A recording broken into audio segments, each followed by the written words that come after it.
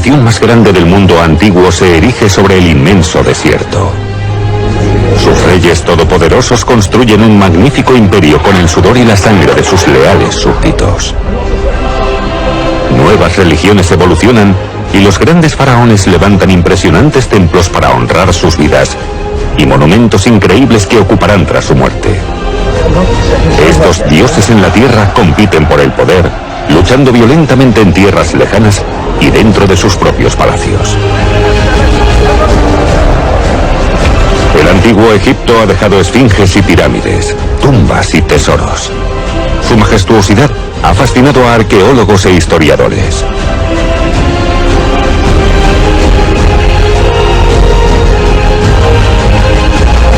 Ahora, las últimas investigaciones y nuevos descubrimientos revelan historias de conspiración, traición, asesinato y venganza. A continuación, en Grandes Imperios, Egipto, esplendor y traición.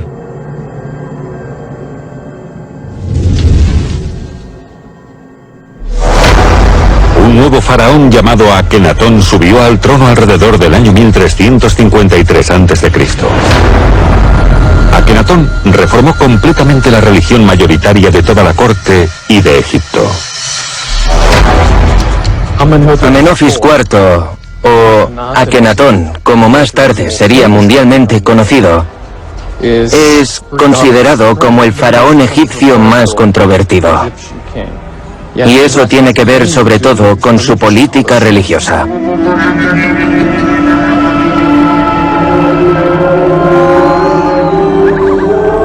Su reinado comenzó en la capital, Tebas, y al principio sus políticas parecían estar en sintonía con los principios heredados de su padre.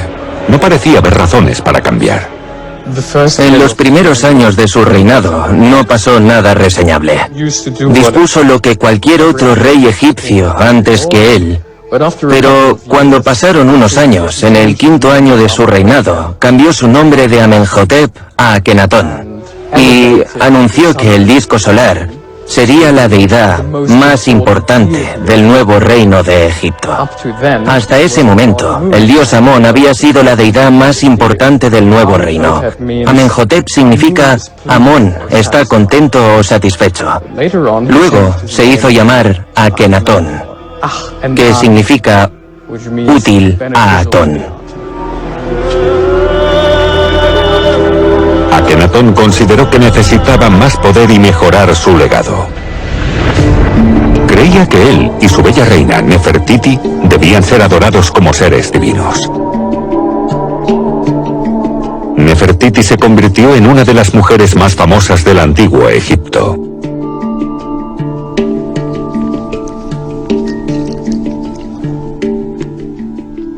Ella era la gran consorte real de Akenatón.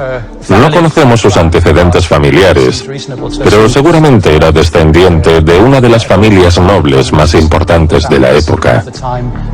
Durante sus años como consorte de Akenatón, alcanzó un poder sin precedentes, de modo que llegó a ser considerada casi igual al rey. Egipto, a principios del siglo XIV a.C., era el reino más poderoso del cercano Oriente.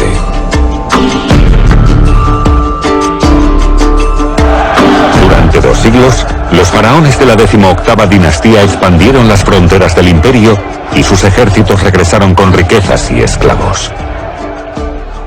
Akenatón trató de hacer del rey de Egipto y de la familia real inmediata una especie de mediadores entre el dios Sol Atón y el pueblo egipcio. Al abolir una gran parte del panteón egipcio, se aseguró de que la población tendría que recurrir a él y a la familia real para que intercedieran por ellos ante el dios Sol. Por alguna razón desconocida, Akenatón tenía la sensación de que el rey egipcio no era tan poderoso como debería ser. En la religión tradicional egipcia, el rey era un ser que era al mismo tiempo humano y Dios, y por lo tanto desempeñaba el papel de mediador con los dioses. Esta idea se enfatiza aún más en la religión de Akenatón. Su posición es aún más cercana a Dios que la de ser considerado solo una mera manifestación de Dios. Es el primer ser humano, en cierto sentido, creado por el Sol. Y no solo el Rey, en realidad la primera manifestación y casi la encarnación del poder divino, inherente al disco solar, es la pareja real. Al principio continuó con la tradición de sus antepasados, construyendo estructuras dedicadas al dios Amón en el complejo del templo de Karnak, en Tebas. Pero de repente, los trabajos en honor a Amón se detuvieron.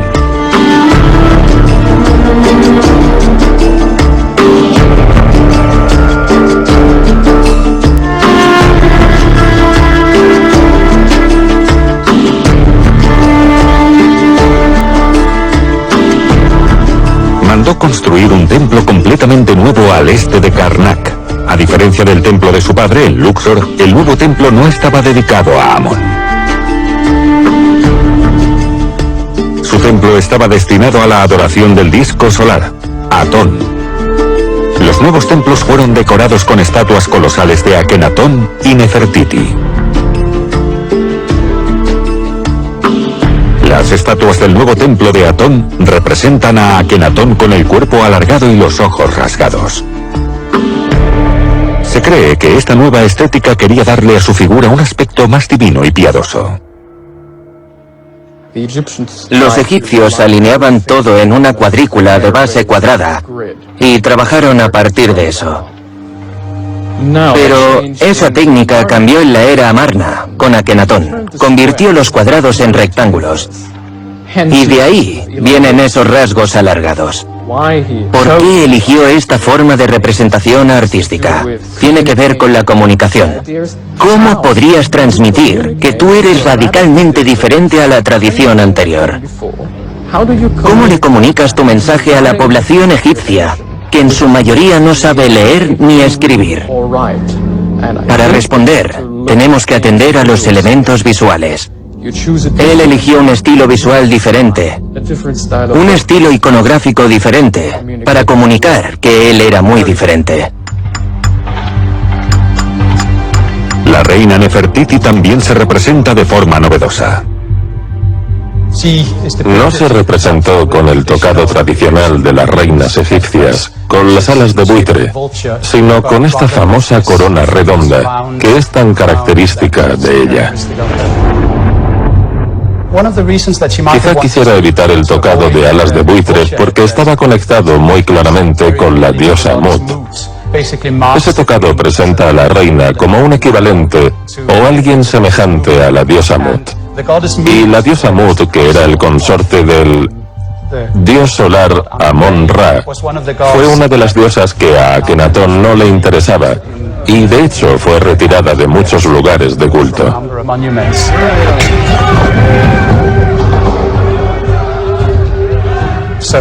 Junto con Amón-Ra, Mut fue borrada de muchos murales, por lo que no habría sido apropiado que la reina se asimilara a ese culto. Akenatón toma después la decisión más escandalosa. Decide trasladar toda la capital a una nueva ciudad que construirá a 400 kilómetros de Tebas, El Amarna.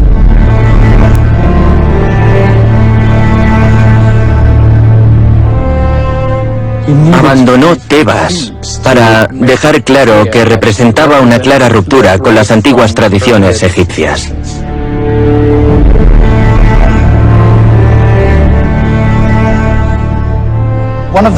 Una curiosidad acerca de la Amarna es que estaba en medio de la nada. No había presencia de otros dioses porque no había ningún otro culto en ese lugar. Y esto es precisamente lo que buscaba al salir de Tebas, donde las estructuras religiosas centenarias habían creado un sistema particular de adoración al dios del sol anterior. Yéndose al desierto, podía crear una nueva ciudad desde cero y adorar al dios Sol exactamente como él creía que era apropiado. El proyecto de construcción es enormemente ambicioso, pero Akenatón dispone de los recursos de todo el país para acabar la nueva ciudad en un tiempo récord. Miles de personas del pueblo llano, así como toda la corte real, se mudan a El Amarna. Teniendo en cuenta que se levantó la ciudad desde cero, fue bastante rápido. Todo el trazado de la ciudad giraba en torno al palacio y los templos de Atón. La idea era clara y estaba en consonancia con su motivación principal a la hora de construir esta ciudad, que era el concepto central de la adoración al dios Sol.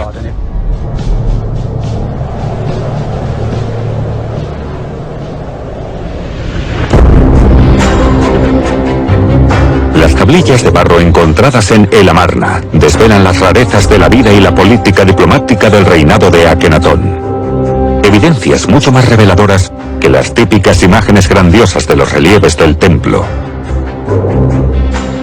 El ritual matutino se lleva a cabo de la misma manera cada día.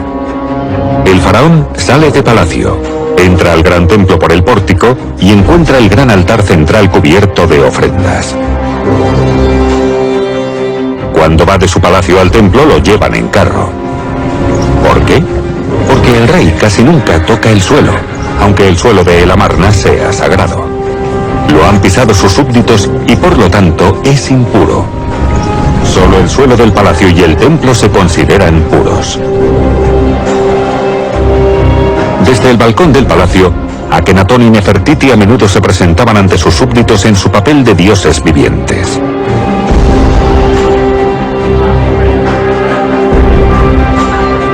También sabemos que Akenatón tenía un gran harén de mujeres nobles de otros países enviadas a Egipto para convertirse en esposas del faraón. Una, llamada Quilla, parece haber desarrollado una relación especial con Akenatón, generándose una cierta rivalidad. Quilla era una esposa secundaria de Akenatón, y es muy posible, como en otros casos similares, que surgiera algún tipo de rivalidad.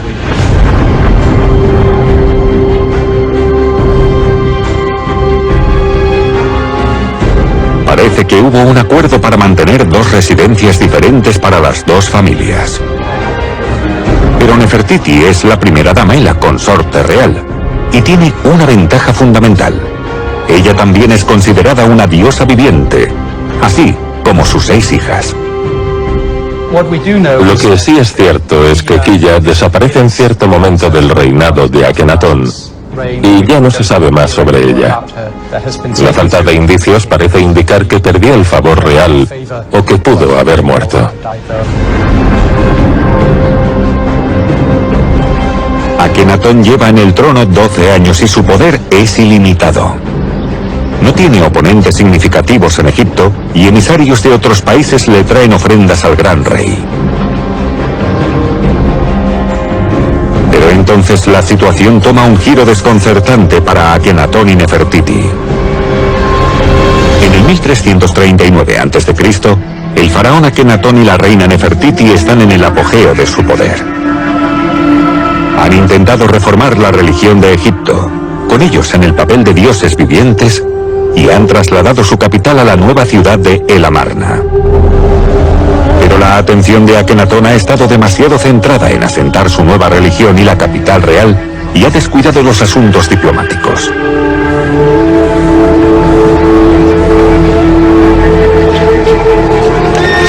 Un poderoso pueblo del centro de Turquía, el pueblo hitita, se ha apoderado del cercano reino de Mitanni, un aliado clave de los egipcios, debilitando parte del poder del faraón.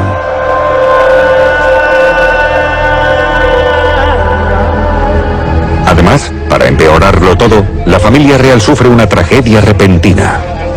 Algo mata a la madre del rey y a 3 de sus 6 hijas. Sabemos que la hija de Akenatón, Maquetatón, murió en el año 14 de su reinado porque está representado en la tumba real. Aparece esa escena. Sorprende que otras mujeres de la familia también desaparezcan del registro entre el año 12 y el año 15 del reinado de Akenatón, por lo que se cree que hubo una epidemia y que estas mujeres murieron por eso.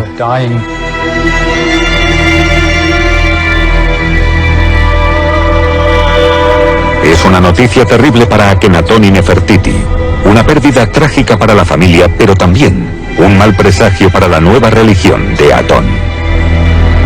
Los sacerdotes descartan el nuevo culto y vuelven a sus creencias anteriores. La mayoría de los súbditos nunca han abrazado la nueva fe. El impacto de su reinado probablemente se aprecia mejor en el asunto de la teología que en términos de política interior. Incluso si hablamos de la política interior de Egipto, podemos plantear la pregunta de si la población general se vio involucrada en estas reformas o si fue simplemente un asunto que afectó a la élite egipcia. Estas dificultades políticas y personales son graves reveses para el reinado del faraón. Y llega el golpe final. La muerte de su reina Nefertiti. Los registros indican que Nefertiti murió antes que Akenatón. Esto llevó su nuevo culto al caos. El concepto de la muerte no estaba claro en su nueva religión. Todo se basaba en concebir al rey y a la reina como dioses. Pero ahora que no había reina, todo se venía abajo. No mucho después, en el año 17 de su reinado, el propio Akenatón falleció.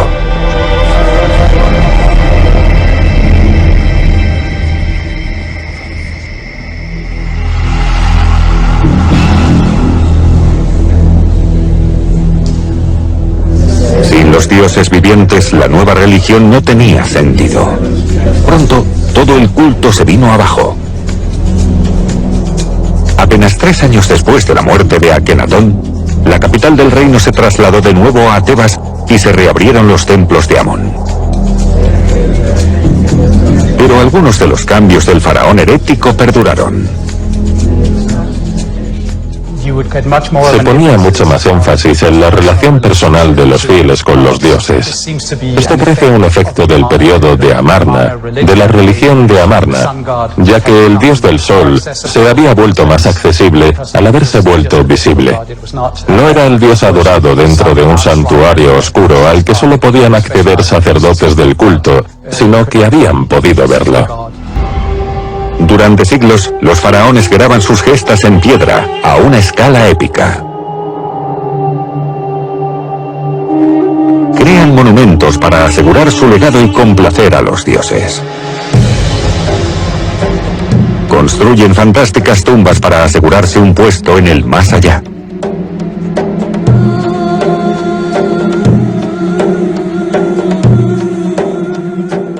El rey era prácticamente un semidios. No era un humano ordinario que tenía mucho poder. Era un ser especial que estaba estrechamente relacionado con los dioses.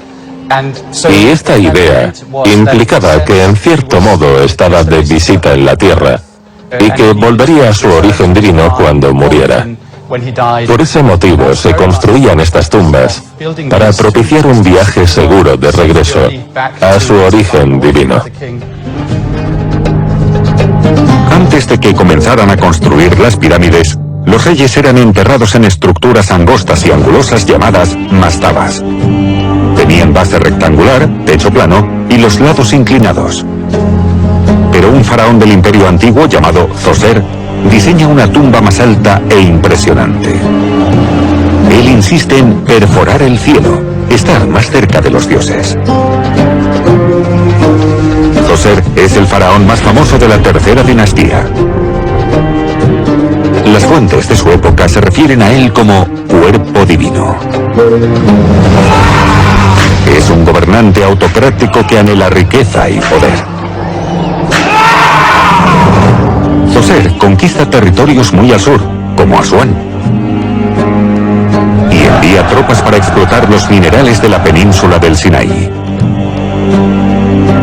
El cobre y la turquesa son algunas de las riquezas que llegan a su corte.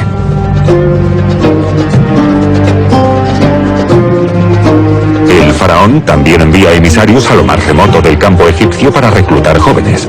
Quiere que trabajen en el gran proyecto de su pirámide.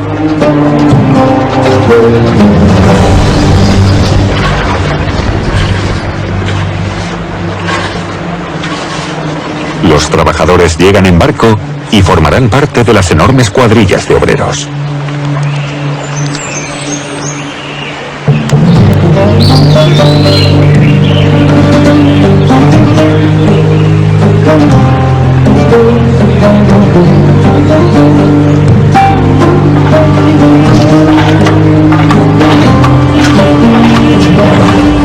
Algunos trabajan en grandes canteras de piedra y otros en la pirámide.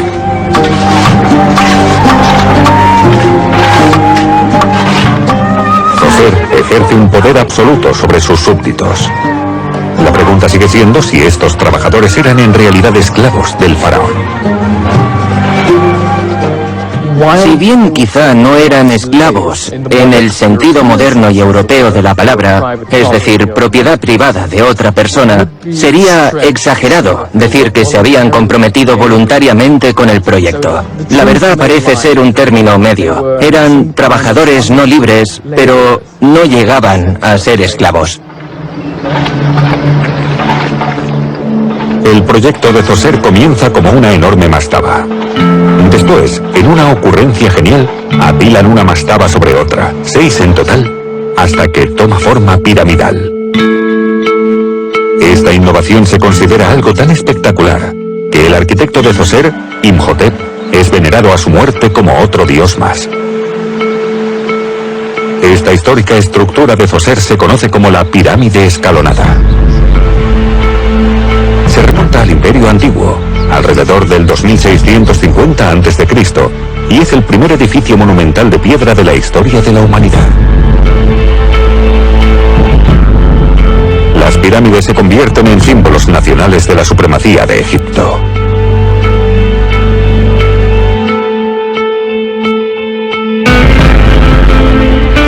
No se escatiman gastos para crear estos magníficos monumentos, incluso si eso implica que las ciudades y sus habitantes viven rayando la pobreza.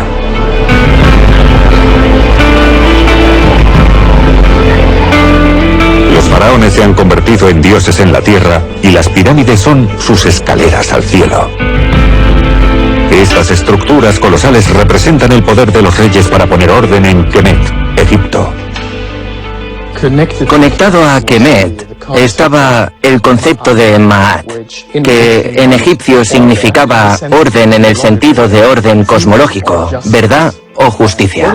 Según la ideología egipcia, Ma'at se oponía a Isfet, que representaba el caos, el mal. Y Kemet, Egipto, era de la tierra de Ma'at. La tarea más importante y casi la única del faraón era garantizar que Ma'at, el reino del orden, prevalecía sobre el reino de Isfet, del mal, del caos.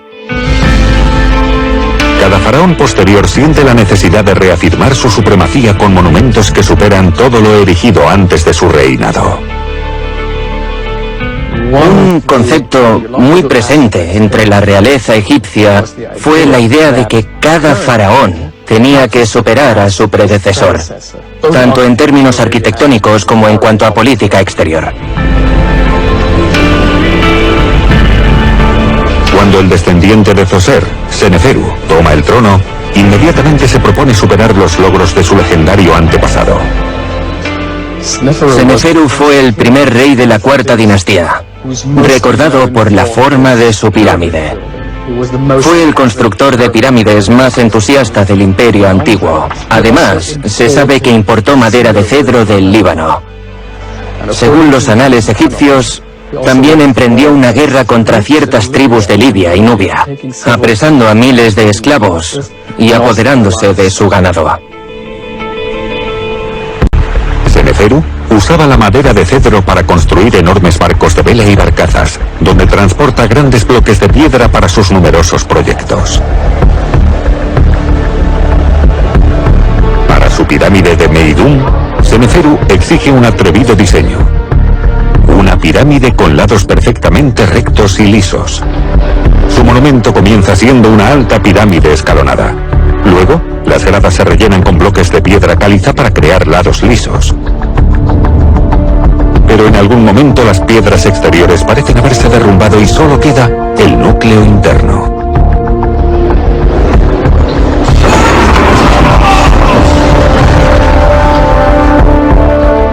Los egiptólogos no saben si se derrumbó cuando él todavía vivía, pero algo llevó a Seneferu a construir una segunda pirámide unos pocos kilómetros al sur, en Dashur. Esta nueva pirámide comienza a elevarse en un ángulo de unos 54 grados.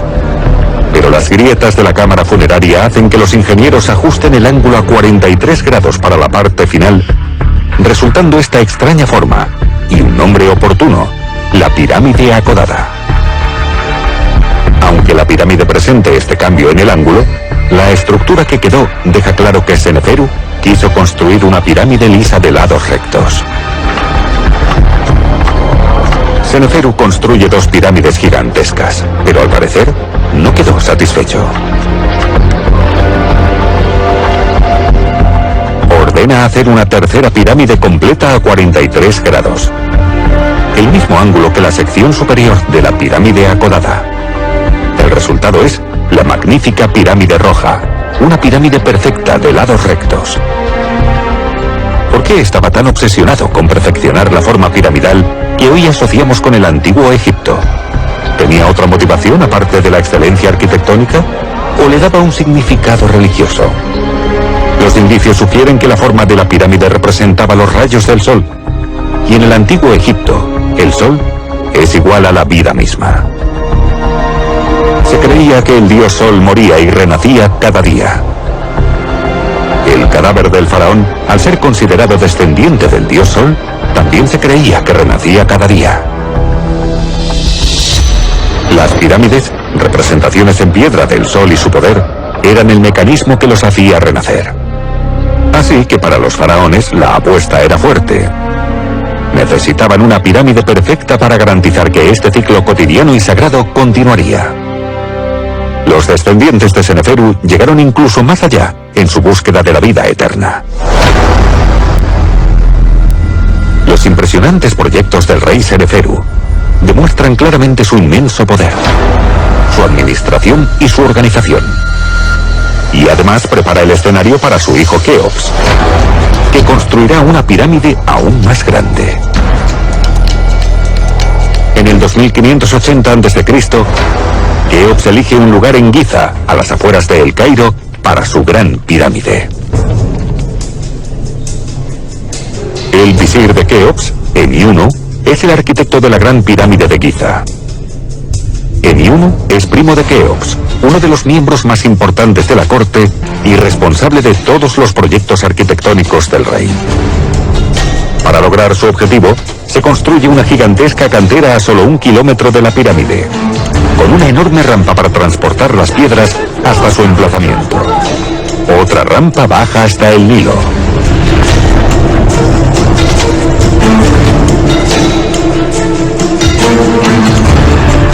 Durante unos 16 años se extrajeron 1000 toneladas de piedra, que se cortaban y arrastraban por estas rampas cada día.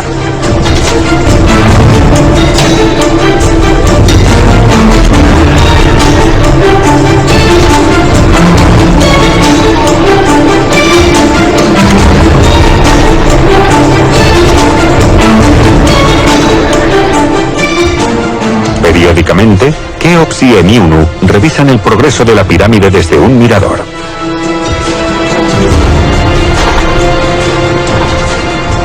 $25.000 hombres trabajando bajo un calor sofocante por un fin común, una gloriosa cámara funeraria. Keops está obsesionado con su proyecto y no se detendrá hasta verlo concluido. Desangró sin piedad al país para financiar su complejo funerario y su pirámide. Incluso llega a prostituir a su propia hija a cambio de piedras para su pirámide.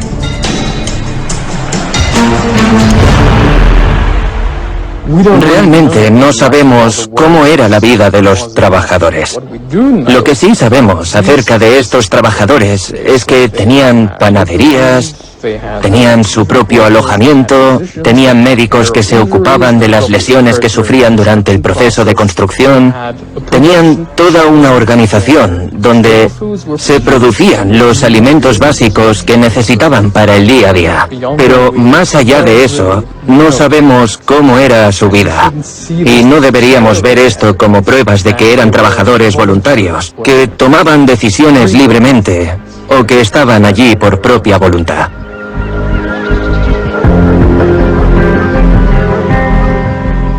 Tampoco sabemos cómo fueron seleccionados esos trabajadores, si se alistaron o si había un sistema de reclutamiento.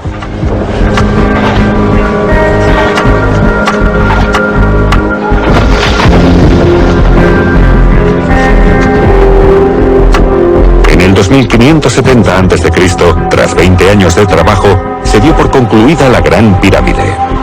Debió ser una visión impresionante. 4 años después, Keops es enterrado para toda la eternidad en su Gran Pirámide de Giza. De Ramsés III. Pero es interesante que en las inscripciones oficiales y en las representaciones de la época no se les preste mucha atención a esas mujeres. La información que tenemos de quiénes eran, cómo se llamaban y cuáles eran sus funciones nos ha llegado por vías indirectas, no viene de las inscripciones. No está claro cuál de esas mujeres era su consorte oficial. Y es un papel clave, ya que es la persona que, junto a él, trata con los dioses. La gran esposa real también es la madre del próximo rey, y es probable que su hijo mayor se convierta en el heredero del trono. Sin esta distinción surgen conflictos entre varias mujeres que compiten por el poder. Hay una gran consorte real, representada e identificada como tal en las inscripciones de Ramsés, pero no tiene nombre, así que no sabemos cuál de sus esposas es. Sabemos que una tal Isis lleva el título de esposa real en su tumba, pero la enterraron mucho más tarde, así que no está claro cuándo fue nombrada gran consorte real. Esto se ha tomado como un síntoma de su indecisión. No estaba seguro de a quién nombrar su gran consorte. Hay una estatua de Isis y Ramsés juntos, en la que aparece designada como gran consorte real, por lo que se cree que asumió ese papel durante el reinado de Ramsés III. Otras inscripciones indican que hay otra mujer poderosa compitiendo por el favor de Ramsés. Su nombre es Ti, y encabeza una conspiración contra el faraón. Sí que hubo lo que se llamó conspiración del harén contra Ramsés III. Una de sus esposas, llamada Ti, formaba parte del harén real y tenía un hijo, Pentaur, y ella quería que sucediera a Ramsés III en el trono. La conspiración consistió en reclutar a un grupo de personas dentro del harén primero y también fuera, a través de enlaces. Una de las mujeres del harén consiguió que su hermano, que estaba en el ejército, apoyara la conspiración, por ejemplo. Bastantes personas participaron en este plan para derrocar a Ramsés III. No se dice así en los documentos legales que registraron el caso, pero la forma de reemplazar al rey sería matarlo.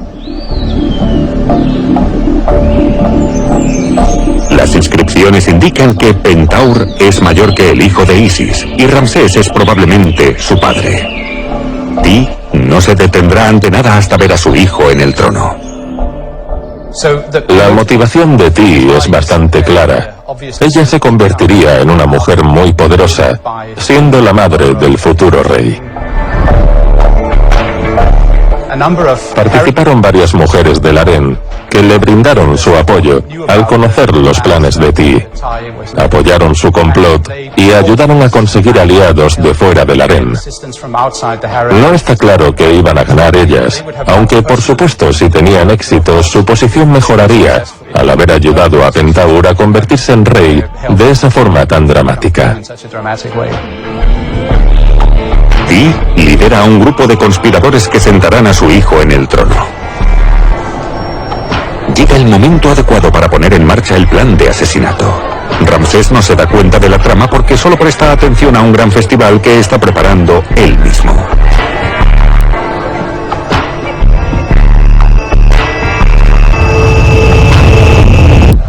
También está preocupado por los grandes desafíos económicos que tiene su reino. Los obreros que estaban trabajando en la tumba real, un gran proyecto de prestigio para cualquier faraón, no recibían su salario y se negaron a trabajar hasta que les pagó su salario. Esta es considerada la primera huelga de la historia. Siendo un proyecto tan prestigioso, uno esperaría que le hubiera dado una alta prioridad al pago de esos salarios, por lo que el hecho de no poder pagarlos demuestra que realmente había grandes problemas económicos en Egipto en esa época. Ramsés está bajo asedio en su propio reino, mientras los conspiradores planean acabar con su vida e instalar un nuevo régimen.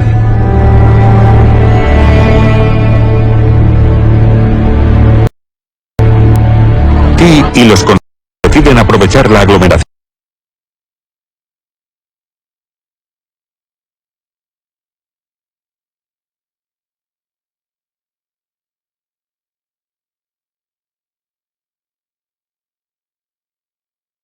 y el frenesí de las celebraciones del faraón para asesinar al rey. También usan la magia para ayudar a su causa. También acudieron a la magia. Hubo una transcripción del tribunal donde se detalla el juicio que se llevó a cabo contra los conspiradores, y la acusación inicial fue que se habían apropiado de escritos mágicos de la biblioteca del rey. Parece que usaron la magia contra los guardias del harén, y fue para conseguir que los mensajes entraran y salieran del harén sin problemas. También tenían imágenes de cera de los dioses y pociones. Las imágenes fueron introducidas de contrabando en el harén. Se prepararon en el exterior, de acuerdo con las instrucciones de los líderes. Tuvieron éxito, pero lo envenenaron.